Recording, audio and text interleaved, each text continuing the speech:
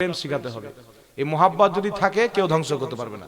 এই যে আমাদের ভারত থেকে যখন ইংরেজরা পালায়, আপনারা সবাই আমার চেয়ে ইতিহাস বেশি জানেন, পড়াশোনা ব্যক্তি আছেন, আমার পাশে বসে আছেন পুলিশ সাহেব, এনারা তো আমার চেয়ে বেশি জানবেন, ওইগুলো নিয়ে এনারা পড়াশোনা করেছেন।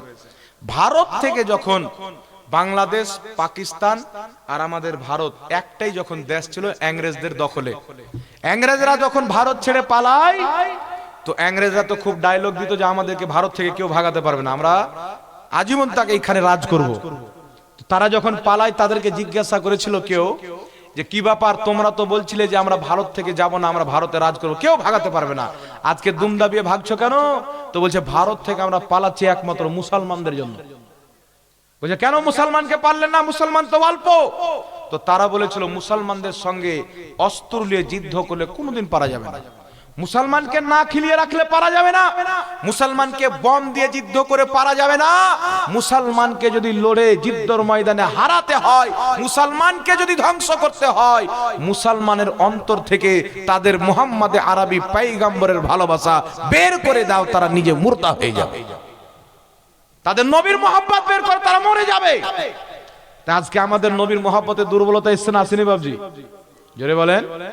আমার মতন দাড়ি টুপিওয়ালা মৌলবীর ইমান দেখেন, আমার মতন দাড়ি টুপিওয়ালা মৌলবী বলছেন নবী কবরে মরা মানুষ পড়ে আছে। আমার মতন দাড়ি টুপিওয়ালা মৌলবী বলছে যে নবী কিয়ামতে নিজেই ভাল ভাল করে তাকিয়ে থাকবে, আমার নেকির পাল্লা ভারী হচ্ছে না গুনহার পাল্লা ভারী হচ্ছে। এটা নবীর ব্যাপারে মানাই বাবজি? ভ্যাল ভ্যাল করে তাকানো এটা নবীর চরিত্র? যেনার দৃষ্টি আল্লাহকে তাকিয়েছে এটা নবীর চরিত্র হতে পারে? ভ্যাল ভাল করে তাকানোটা এটা কুকুরের চরিত্র, জানোয়ারের চরিত্র। কিন্তু শব্দটা ব্যবহার কার জন্য? নবীর জন্য। বলছে উনি তো নিজেই টেনশনে থাকবে, তো আমাদেরকে কি বাঁচাবে? তো যে মৌলবী বলেছে ঠিকই বলেছে, ওকে তো নবী বাঁচাবে না, ওর তো ঈমান নাই। বাঁচাবে কাকে? যার অন্তরে গুনাহ আছে কিন্তু অন্তরে আল্লাহ আল্লাহ রাসূলের মহব্বত আছে। জোরে বলেন সুবহানাল্লাহ। তাই একটা কথা মনে রাখবেন, কুছ রহে ইয়া না রহে দুনিয়া মে, বাস ইশকে মুস্তাফা রহে, ইশকে মুস্তাফা রহে। আমার পীর মুর্শিদ হুজুর তাজুস শরিয়া বলেছিলেন যে নবী সে जो हो बेगाना उसे दिल से जुदा कर दे, नबी से जो हो बेगाना उसे दिल से जुदा कर दे, पेदर मादर बिरादर मालो जा सब कुछ नबी पर फिदा कर दे। তাই সাহাবায়ে কেরাম নবী পাকের দরবারে যখন আসতেন তো সালাম করতেন, তারপরে প্রথম শব্দ বলতেন ফিদা কা আবি ওয়া উম্মি ইয়া রাসূলুল্লাহ, ইয়া রাসূলুল্লাহ আপনার কদমে আমাদের বাপও কুরবান, আমাদের মাও কুরবান। বলেন সুবহানাল্লাহ। এত মহব্বত করতেন। তাই আমার নবী বলেছেন বুখারী শরীফ প্রথম খণ্ড প্রথম অধ্যায় কিতাবুল ঈমানের মধ্যে হাদিস, রাসূল পাক বলেছেন লা ইউমিনু আহাদুকুম হাত্তা আকুনা আহাব্বা ইলাইহি মিন ওয়ালিদিহি ওয়া ওয়ালাদিহি ওয়ান নাসি আজমাইন। নবী বলেছেন শুনো জগৎবাসী, নিজের বাপ চাইতে বেশি, মা চাইতে বেশি, ছেলে চাইতে বেশি, মেয়ে চাইতে বেশি, ওয়ান নাসি আজমাইন সারা পৃথিবীর মানুষ চাইতে বেশি, তোমরা যদি আমি মুস্তাফাকে না ভালোবাসতে পারো লা ইউমিনু ঈমানদার হতে পারবে না। বুঝতে পারছেন কথা? এক কথা বাদ আজ খোদা বুজরুগ তুহি কিসসা মুখতাসার, আল্লাহর পরে সবচাইতে উঁচু জাত মুস্তাফার, এটাই কিসসা। জোরে বলেন না সুবহানাল্লাহ। আল্লাহ পাক সকলকে বুঝার তৌফিক দান করেন। তাহলে বাপজি বলেন তো আমাদেরকে যাকাত দিতে হবে, ওসুর দিতে হবে? এটা মনে করিয়েন না যে শুধু ধান হলি ওসুর দিতে হবে, পাট হলি ওসুর দিতে হবে। আপনার বাগুন হয়েছে বাগুনের ওসুর দেন, ছিম হয়েছে ছিমের ওসুর দেন, আর কি বলে যা কিছু আল্লাহ আপনাকে দিয়েছেন প্রত্যেকটা ফসলের ওসুর দেন। ওসুরটা কি করবেন? গরিব গারবাকে দিয়ে দেন। এলাকাতে গরিব পাচ্ছেন না, না মাদ্রাসায় তালবিরা পড়াশোনা করছে তাদেরকে খাইয়ে দেন। সুবহানাল্লাহ বলেন। কিন্তু বের করতে হবে আপনাকে, ওই মালটার মালিক আপনি না।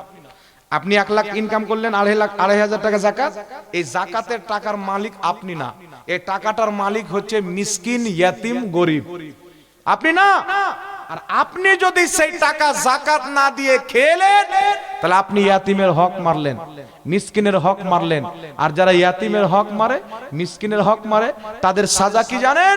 আল্লাহ পাক ইরশাদ করেছেন ওয়া আম্মাস সাইলা ফালা তানহার, মাংনে ওয়ালাকে কোনদিন ফিরাইতে হয়। জোরে বলেন। ইয়াতিমকে কোনদিন ফিরাতে হয় না, কিন্তু ইয়াতিমের হক যেন আমরা না খাই, আমরা যাকাত দিই, আমরা ওসুর বের করি, আর আমরা কামিয়াবির দিকে যাই নামাজ। যে কোনো অবস্থাতে থাকেন, দুটো পাও নাই নামাজ পড়তে হবে, দুটো চোখ নাই নামাজ পড়তে হবে, দুটো হাত নাই নামাজ পড়তে হবে, চলতে পারছে না বিছানায় পড়ে আছেন নামাজ পড়তে হবে, যতদিন শ্বাস চলছে আপনার বুদ্ধি আছে আপনাকে নামাজ পড়তে হবে। বলেন সুবহানাল্লাহ। কোনোই মতে মাপ নাই তো হবে তো বাবজি? জি জোরে বলেন। আরে অত্যাচারের কারণে কেউ যদি জেলে চলে যান, জেলে নামাজ পড়ে, রাসূল পাক বলেছেন আল্লাহ পাক আমার উম্মতের জন্য সারা জমিনকে মসজিদ করে দিয়েছে। আপনি মাঠে আছেন, মাঠে নামাজ পড়েন, আপনি বাড়িতে আছেন, মসজিদ অনেক দূর যেতে যেতে জমাত শেষ হয়ে যাবে, অত দূর যেতে পারবো না, পায়ে ব্যথা আছে, অসুস্থ আছে, আপনি বাড়িতেই নামাজ পড়লেন। কি বুঝতে পারলেন? কিন্তু নামাজ আপনাকে পড়তে হবে। পড়বেন কি পড়বেন না বাজান? নিজে পড়ে শেষ, বেটাকে পড়াতে হবে, বেটিকে পড়াতে হবে, স্ত্রীকে পড়াতে হবে। জি একটা মশলা আমি ভাবলাম বয়ান করবো না, তো বয়ান করে দিচ্ছি। কোন বান্দা যদি নিজের স্ত্রীকে বলে যে মুসলমান হওয়ার কারণে যে স্ত্রী তুমি নামাজ পড়ো, স্ত্রী বলছে আমি নামাজ পড়বো না, তো ওই বান্দা যদি আল্লাহ ওয়ালা হয়, ইমানদার হয়, সচ্চা পাক্কা মুমিন হয়, সে যদি এটা মনে করে যে আল্লাহর ইবাদত নামাজ হচ্ছে ফরজ, তো তুমি যখন আল্লাহর ইবাদত করবে না তো আমি তোমাকে তালাক দিয়ে দেবো, এই সময় তো বান্দা যদি তালাক দেয় তো নেকি পাবে। কিন্তু এই মশলাটা সবার সামনে বলা যাবে না বাবুজি, আমল করিয়েন না, বুঝতে পারছেন? হ্যাঁ আমল করিয়েন না, বুঝাবেন। আর আমি মা বোনদেরকে বলবো যে স্বামীরা কথা শুনে বেশি স্ত্রী, আমি নিজেই শুনি তাই এটা আমার অনুভব করা আছে না, কি বলেন? মানে স্ত্রীদের কথা স্বামীরা খুব ভালো শুনে বুঝে, আর স্ত্রীরা যদি নিজের স্বামীকে বলে যে নামাজ পড়ো না, রোজা রাখো না, অবশ্য রাখবে কি রাখবে না? জি একজন স্বামীর জন্য কোন স্ত্রী ভালো জানেন? স্ত্রী স্বামী বিছানায় ঘুমিয়ে আছেন, ফজর আজান হয়েছে, স্ত্রী বলছে এই যে উঠো না নামাজ পড়তে হবে, উঠো না, নিজের নামাজ পড়লো, স্বামীকে উঠিয়ে সাথে নিয়ে নামাজ পড়লো, ওই স্ত্রী স্বামীর জন্য একবারে পারফেক্ট স্ত্রী। বলুন সুবহানাল্লাহ। আর একজন স্বামী আছে, স্ত্রী হয়তো বেখেয়ালে আছে, ঘুমিয়ে আছে, স্বামী নামাজ পড়তে উঠে স্ত্রীকে ওঠায় উঠো নামাজ পড়ো, ঘুম তো পরেও হয়ে যাবে, নামাজটা হবে কি? জি আদা নামাজ জেনে শুনে ছাড়ে, জেনে শুনে কাজা করলে পাপ হবে কি হবে না? জি তাই স্বামী স্ত্রীর জন্য, স্ত্রী স্বামীর জন্য ভালো কবে হবে?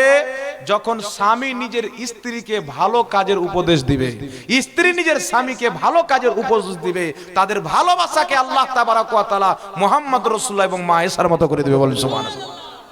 তাই আল্লাহ আমাদের সকলকে বুঝার তৌফিক দান করুক। শেষ করে দেয়া হোক। যাক অনেক সময় হয়েছে, যা শুনলেন এটির প্রতি যদি আমল করতে পারেন এই লাখ না, কি ভাবছি? তাই খবরদার ওসুর খাবেন না, বের করবেন, যাকাত দেওয়া বন্ধ করবেন না।